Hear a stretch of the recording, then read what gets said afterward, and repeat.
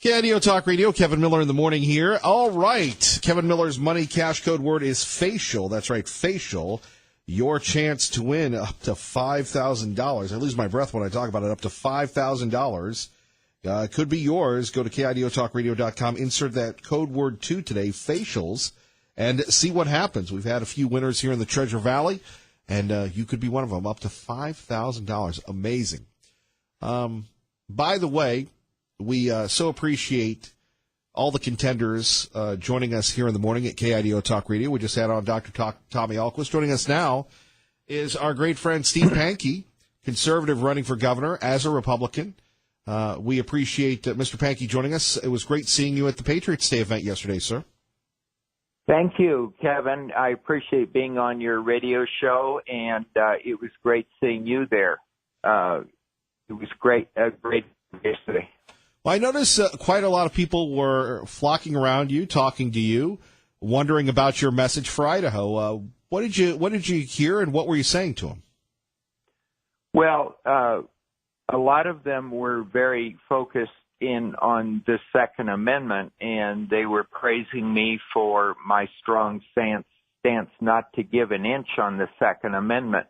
I repeatedly said that if Grandma has an Uzi in her wheelchair, the gangs better be not be knocking on her door.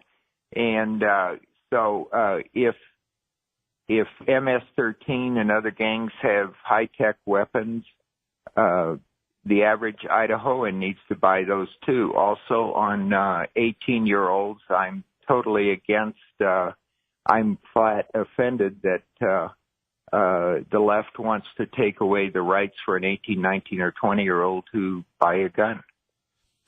What about that, the left's movement to make that happen? What is their agenda, to disarm America, and could they disarm people in Idaho? Yes, I think you nailed it right there. I keep saying over and over again, your First Amendment rights, your right to free speech, your right to say what you think, your right to vote as you want, your right to go to the church of your choice. Your First and Second Amendment goes together. If you lose one, you lose the other. And I think, frankly, there are attacks on both right now. So, as governor, what would you do to protect the Second Amendment? I would veto any legislation that would curtail or in any way limit the Second Amendment. So with amendment resolutions, I would issue a 10th Amendment resolution resolving that the people have a full right to, the people's right to bear arms shall not be infringed. What do you make of all the people moving from California here, sir? Well, I think it's a sign that California is going goofy. They're going a crazy way. And people of core values, people of traditional core values, I think most of them are coming here. I think that probably for the most part, it's good. I think that our founding fathers feared both ignorance and concentration of powers, and I think that many of them are ignorant. The biggest problem is many of them are ignorant of our traditional core values here, and I'm hopeful. I always like to look at it optimistically. I'm hopeful that they will adopt our traditional core values. I think many of them do. Well, let's hope that they do, or they could turn us all into libs. That is the downside, and I personally pray every day in the Bible, Ephesians 6:12, principalities, powers, that doesn't happen. I hope the people from California realize the liberal values didn't work there. It drove them out. It overtaxed them. It overburdened them. It opened them up to criminals, making them victims. So obviously what didn't work there isn't going to work here. Steve Pankey joining us here, running for governor. Kevin Miller, KIDO Talk Radio. So if people want to get a hold of you, what can they do? We're not done with the interview. Don't think I'm cutting you short, Steve. I just want to make sure you can get the word out. Sure. It's PankeyForIdaho.com. PankeyForIdaho.com. FOR. So we continue on, Steve. Let's talk about your treatment. How has the press treated your campaign? Certainly you've spent a lot of money and resources getting the messages out.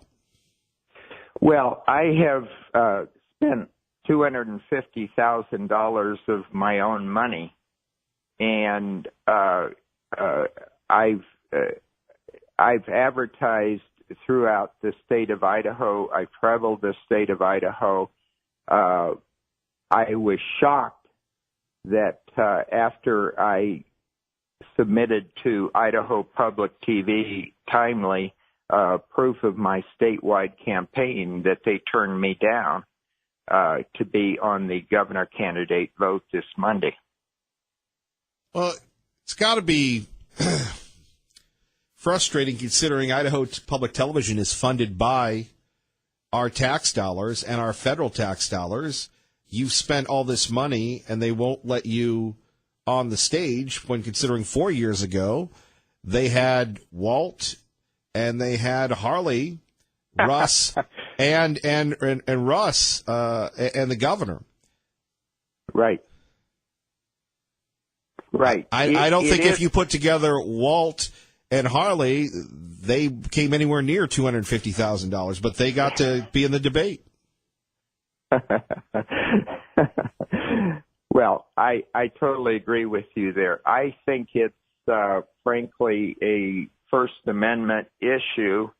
I am a born-again Christian, and I represent Christian values, and I'm offering the voters a traditional Judeo-Christian alternative to Dr. Tommy and Labrador, and I think Idaho Public TV.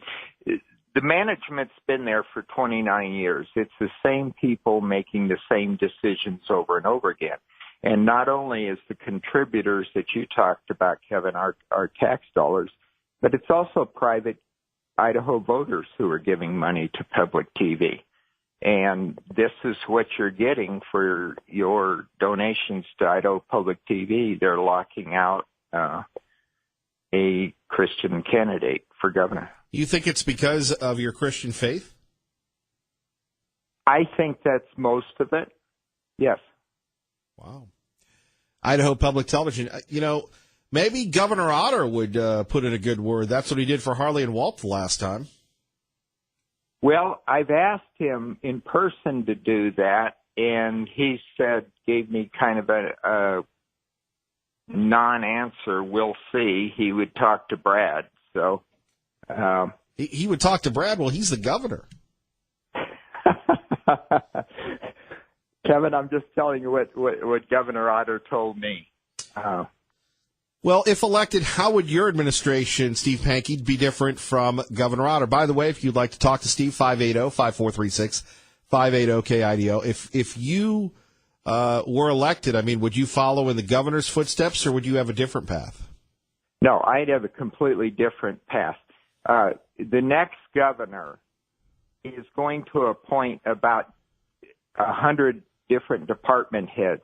There are 68 different state government agencies in the state of Idaho.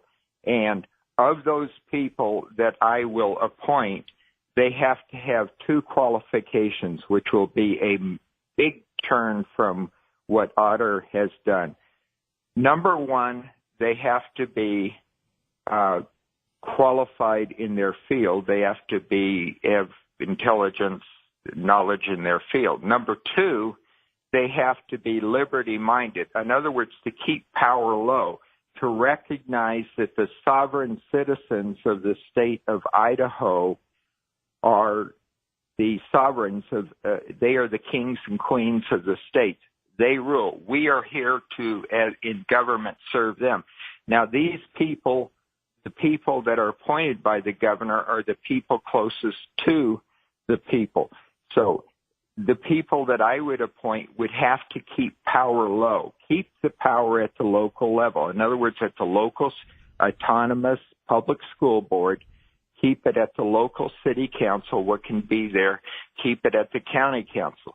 Now, the one thing that the cities and the counties cannot do, the two things that they cannot do, number one, if they are sanctuary cities, they, as far as I'm concerned, they're defunded by the state and by the federal government. Number two, the cities and counties cannot pass a gun regulation that is stricter than Idaho state law and federal law. Steve Pankey joining us as we continue on. So what would be your message to people at Idaho Public Television? Have they interviewed you at all as a contender? Oh, no. They've totally shut me out. Frankly, they're acting like little Hitlers. They're just prejudging.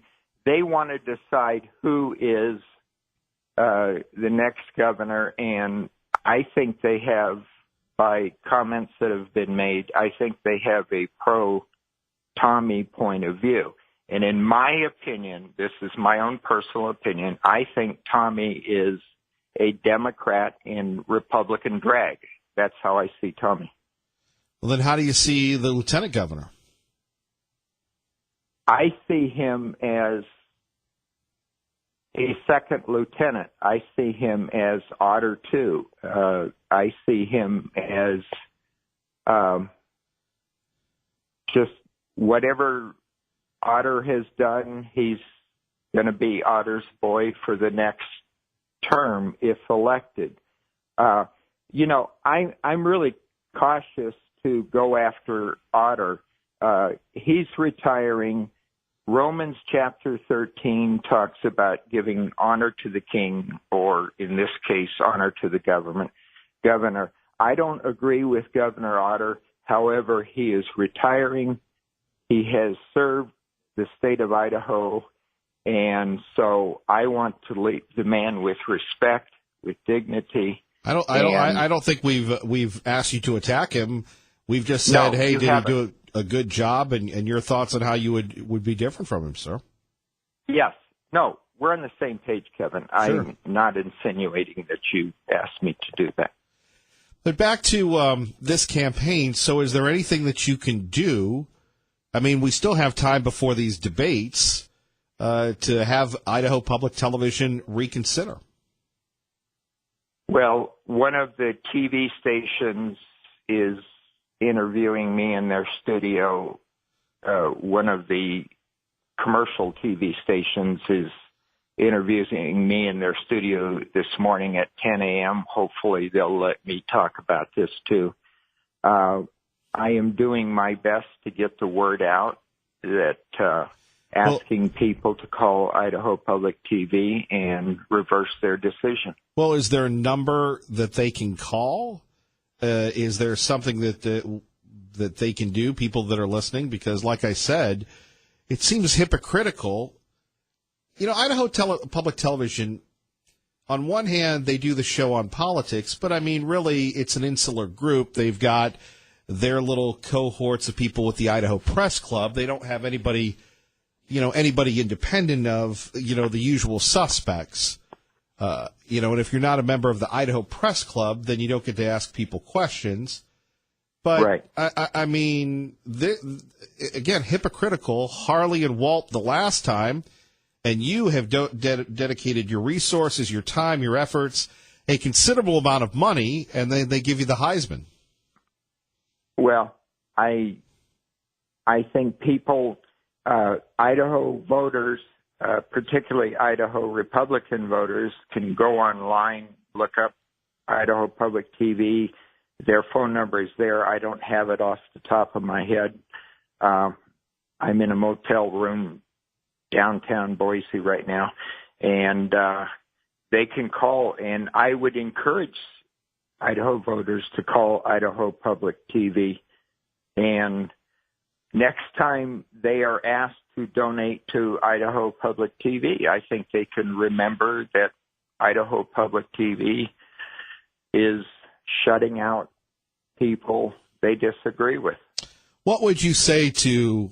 Oh, by the way, I didn't ask you what you thought of Congressman Labrador. You said about Brad Little and Dr. Ahlquist. What about Congressman Labrador? I mean, he's a conservative. What problems do you have with him? Well, I think he talks conservative, but I don't think he votes conservative when he votes.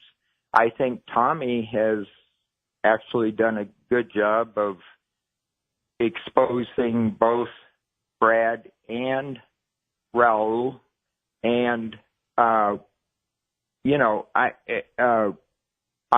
Wayne Hoffman with Idaho Freedom Foundation has also locked me out because he wants to talk about Labrador, and he doesn't want, because basically Tommy and Brad are fighting for the same voters, and Raul is the supposed conservative there, and so Wayne Hoffman wants to lock me out so that and supposedly everybody'd vote for Raul.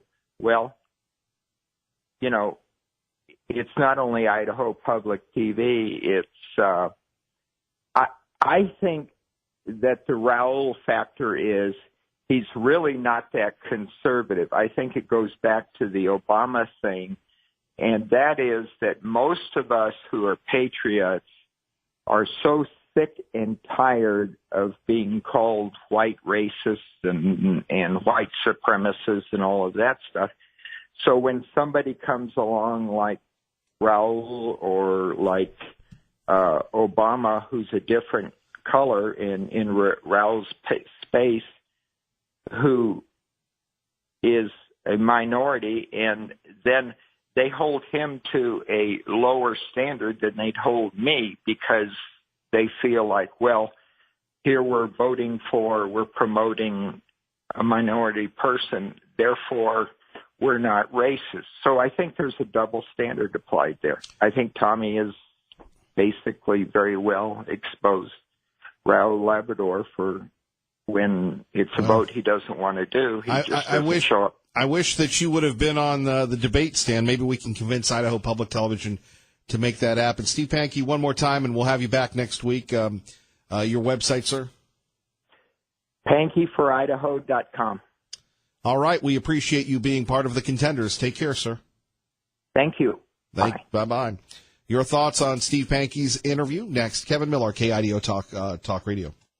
Coming up, what you can do to help military veterans and the uncovered issue of suicides in the military. That's coming up between now and 9 o'clock. Don't forget, take KIDO Talk Radio with you to work, to the beach, wherever with the KIDO Talk Radio app, or throughout the day. Yes, we love it when you wake up with me and go home with Sean or Lars, but always remember, we've got Glenn Beck, who's doing some tremendous work on the debt and deficit, and then Dave Ramsey laying the smack down about our own debt and deficit. Sometimes the truth hurts, but it is so rewarding to get that advice that you're not going to hear anywhere else, exclusively on KIDO Talk Radio. Is this Wolfpack Jerry from Eagle? Yes. Good to have you on KIDO Talk Radio. Good morning, sir. How are you doing? I'm just, that's the first time I've heard Mr. Pankey really speak, and you can tell this man is speaking openly, honest, and straight. He probably gave the best assessment of anybody I've ever heard about the political setup in Idaho and what's actually happening. And now I have a dilemma. Before it was anybody but Brad Little, who would be another, just like he says, and I've been doing it for a year, another fourth term of the current governor. And anybody but what now turns out to be a Democrat who really to be in the Democrat Party with a better chance than Tommy. So what my dilemma is now is that if I vote for Mr. Pankey, I may not guarantee to defeat those two people because Raul Labrador is up till now has been the most conservative person we had to vote for. So I think conservative voters have two choices now, and they got to decide.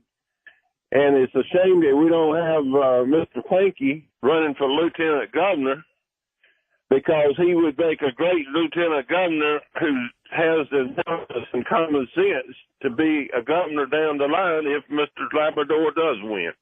Well, That's I think he ran for lieutenant governor 4 years ago. Mm-hmm. And I got to say, I would think, and shame on those outlets that are not putting Steve Pankey on the debate thing. You know what it is? It's not about ratings. It's not about the guy is a legitimate candidate, and I don't know why Idaho Public Television and all the others are not including him. That is a disservice to the process, and really the media was created to serve the public, not the public serve them. Yes. See, that what he explained makes all the sense to me, that when you put $250,000 out there, the public owes him a hearing at the polls.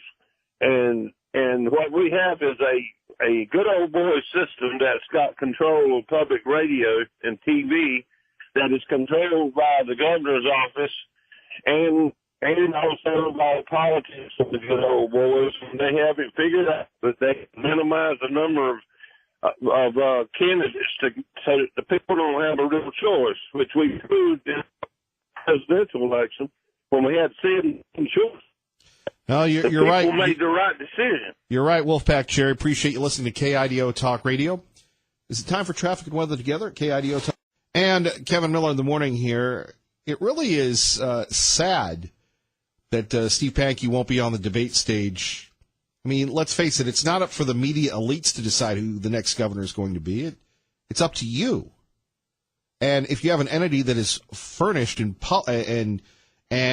how should we put this, that is funded by our tax dollars, I mean, every other day they're begging for money. Why? I don't get it. You can have Harley Brown. We love Harley. Great guy, our friend Harley Brown. You can have Walt, who hopefully from Emmett is still recovering. God bless him, Walt. Governor Otter and Russ Fulcher. By the way, all 4 of them listen to the program each and every morning back in the day. We love that. We call that the Kevin Miller primary. And this time around, Steve Pankey spends $250,000 and is denied access to a public television debate on public television or any other commercial element. Man, that's a tough one to swallow, all things considered, Idaho Public Television and Idaho Public Radio. Kevin Miller, KIDO Talk Radio. Good morning, Maggie. KIDO Talk Radio, Kevin Miller in the morning. Coming up, we'll hear from Mark at Eagle. We appreciate his patience. And the publisher of the Gem State Patriot. Say it with me now, folks. Tea Party Bob. But first, we go to our good friend, a young lady with a very important cause and an event to promote this weekend, our friend Bridget Frank. Bridget, good to have you back with us this morning, ma'am. Thank you so much, Kevin. I appreciate the time. Well, a big event going on this weekend. Can you share with us what's going on and why people should attend? Absolutely. Steve Exene, who is the founder of Ride for 22, has put together the 3rd annual Veteran Suicide Awareness Event and Rally at Harley-Davidson and High Desert Harley-Davidson, and to honor all the 20-plus veterans and 1 active service member that died by suicide every day. The numbers are phenomenal. I mean, it's too many, way too many. We don't really see a lot of reporting on this, do we? No, not at all. And it's very disheartening because I lost my son. And as soon as I shared it, I have a lot of media, family, and friends, and most of the media kind of shied away, especially the TV sector, because it's like, oh, he didn't die serving our country in battle. But no, he did. He sacrificed his life serving our country. He was just on his own terms. Bridget, what would you like to say to people today that are just hearing about this event for the first time? get out there and listen to these stories, see these veterans who have put their life out on the line. They need support every day, and knowing that we care about them. You know, we post about it or just kind of say, yeah, thank you for your service. But to see a smile and a hug, handshake to them means everything, because they did put their lives on the line for us. And to come out, this is an amazing event that launches at 10 a.m. And I can't thank Steve Exine enough for rallying all the troops. And he has a story as well that it just touches my heart.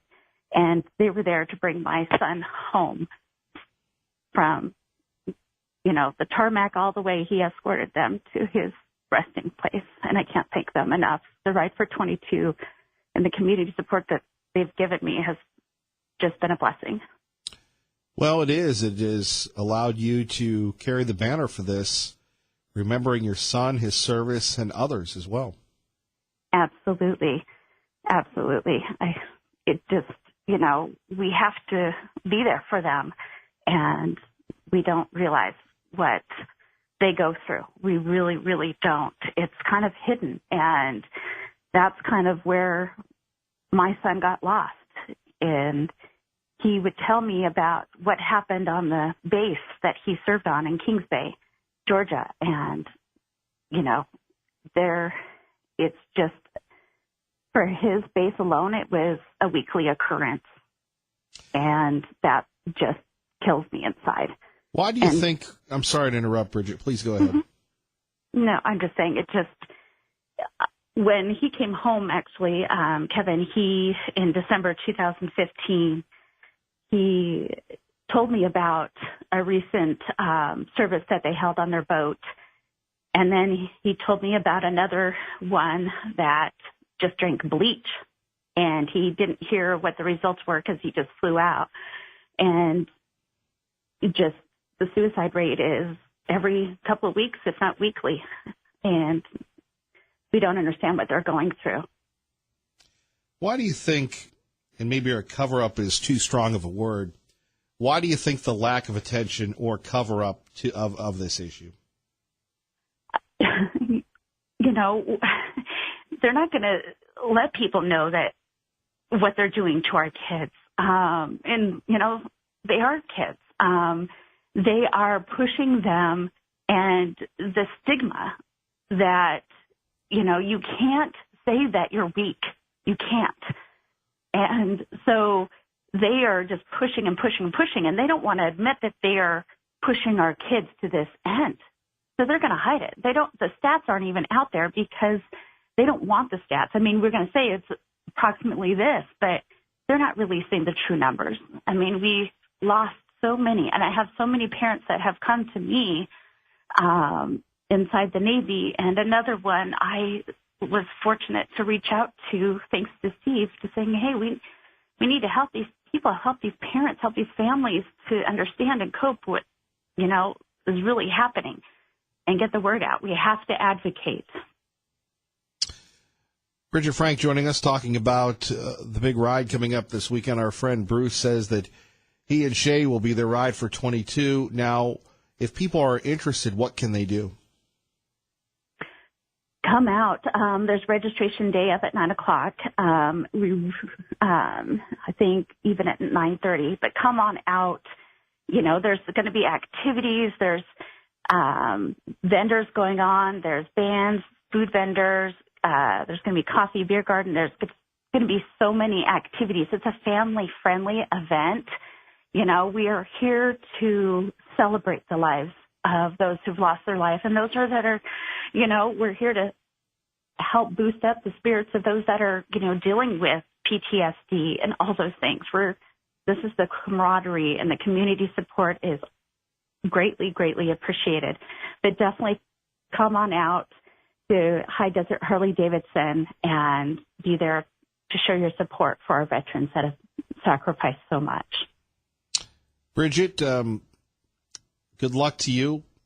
We're sorry for your loss, and we thank you for your son's service and your service. And we urge everyone to come out, and certainly we need to have you back on throughout the year. Thank you so much, Kevin. Thank you. Bye-bye. Bye. A tough one. A tough one. We hope that everybody goes to Ride for 22. Coming up next, we'll talk about gas prices. Market Eagle, hang on. We're going to get to you on KIDO Talk Radio and the return of the sweet prince of the Treasure Valley, Kevin Miller, KIDO Talk Radio. And hello to our friend Russ Fulcher checking in on the campaign trail. Keep it here for Kevin and the contenders now throughout the primary season. And after that, right, we've got a lot to talk about. We want to make sure that we have the open funnel. I guess that's what they call it. The open funnel. To make sure that all of our candidates get the word out. So we'll be hearing from many, many, many candidates and the campaigns and you, the voters. Mark in Eagle, I apologize for the delay. Good morning. You're on KIDO Talk Radio. No problem, Kevin. Good morning. Real quick on the politicians, like all quick. Yeah, I'm sorry, but I am so tired of seeing the commercials and hearing them on the radio and seeing them on TV. These people like Little or Alquist or Labrador want to wrap themselves up in the Constitution, the Bible, conservative values, and the flag, and then put out these kind of just disgusting, which totally turns off the politics, these commercials they do on hacking on each other. Maybe Labrador is the least of doing this stuff, but, it's totally disgusting. This is what turns people off on politics. You get low voter turnout because they see the crop that they have to choose from.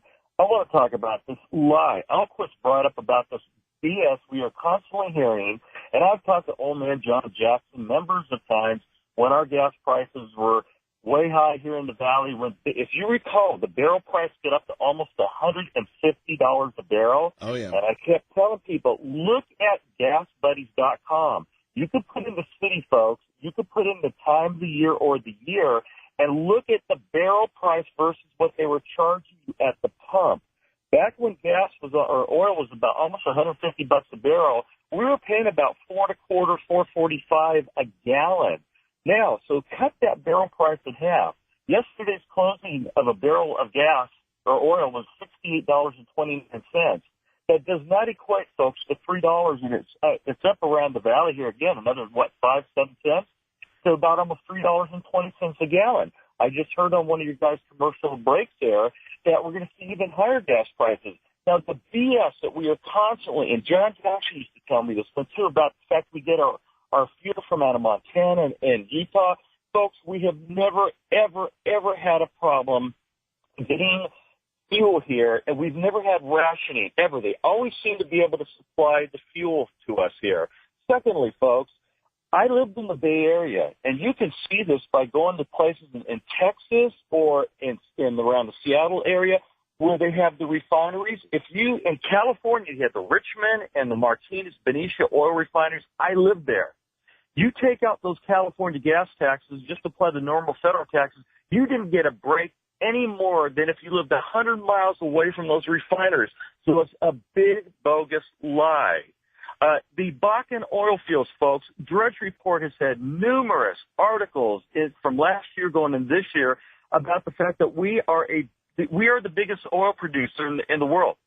We actually produce more, and we have bigger fields with the shale oil reserves in the Bakken oil region than what Saudi Arabia has. We are exporting this down through those pipelines. We want to go down there to Texas and export it overseas. So you tell me, why are we getting screwed like this, pardon my French, the way we are, and people just kind of just take it. AAA, I hate to say it, seems to be on the bandwagon with these oil and gas distributors. We are constantly getting lied to. I'm disgusted with this. There's no investigations. I used to complain to Wazen about this. I heard back when they were jacking our prices here in the valley, there was a guy that called in for one of the Flying J. He says, you know what? I'm trucking this stuff. I'm a trucker. I truck this stuff down there to Winnemucca, and they're selling it cheaper down there than they are here in the valley. Now go figure that one out. I asked Wazen to investigate that. No investigation. They were trucking the fuel from here to Winnemucca and selling it down there cheaper than they were here in the valley. It's absolutely a disgrace.